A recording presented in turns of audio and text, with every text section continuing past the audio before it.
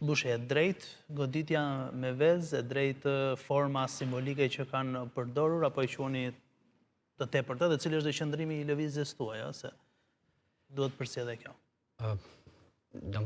Ideja është nuk jemi në kushtet, nëse jemi një parti politike që mund vendosë çfarë është e drejtë dhe çfarë s'është e drejtë.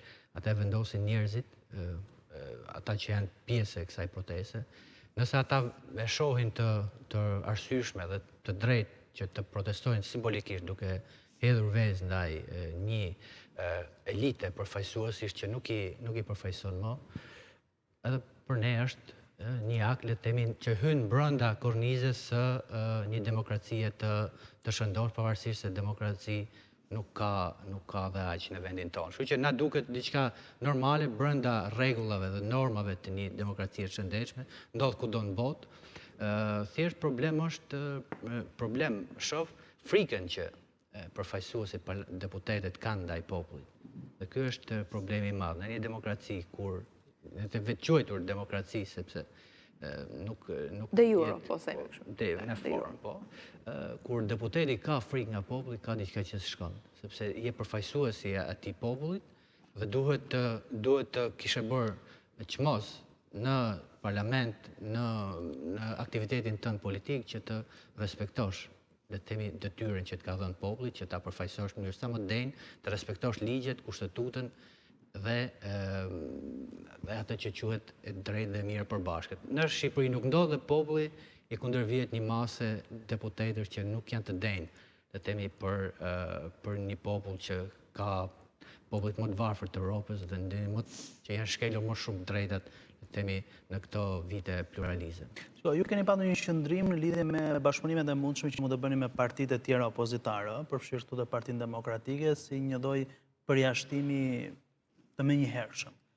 Vjoni të qëndroni i kësaj linje dhe cili është kundërshtrimi juaj për Partinë Demokratike dhe forcat e tjera politike, se duket paktën që në atë protest secili prej tyre kanë interesin e vet, pavarësisht etiketimeve të bëra nga qeveria iranian, greke, serb, ata që janë atje kanë interesat e veta. Për shembull, Lëvizja Bashk, Partia Demokratike, Ngroshehaj e tjerë me radhë. Ju vjoni të qëndroni të vetëm, nuk keni asnjë mundësie bashkimi me ta, nuk i konsideroni? Ne jemi në protestë, jemi bashkë me qytetarët. Kjo është vetmja alternativë dhe vetmi vizion që ne kemi politikisht duke folur. Përveç protestës, a keni ndonjë alternativë politikisht? Patjetër, kemi një alternativë. Kemi në 2025 kemi përgatitur një program të mirë detajuar për gjitha fushat ekonomike, fushat sociale. Kemi një vizion për Shqipërinë që... A është i aplikueshëm dhe çfarë kostot ka? Patjetër, sipas studiuesve, programi jon politik është programi më realist që është bërë gjatë zgjedhjeve 2025-s.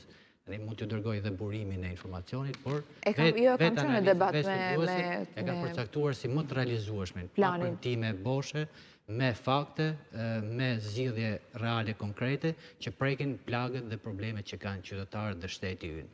Duke nisur nga çështjet e industrializimit, bujqësisë, papunësia, punësimi. Po, dhe zoti Qori pra moderatori tha që do bashkoheni me një parti politike, sepse nëse vazhdoni të ngelemi një deputet, programi juaj sa do i mirë që të jetë, nuk është një alternativë e mirë për qytetarët, të cilët ata t'ju besojnë që do formoni qeveri. Mund të shtohet, një deputet mund të bëhen 10, mund të bëhet ose mos më shumë, apo më pak. Atëherë, po flasim për këto zgjedhje dhe zgjedhjet e tjera. Se si realizohet shumica, pastaj nëse flasim pas 100 vitesh, unë nuk e marr përsipër, po flasim për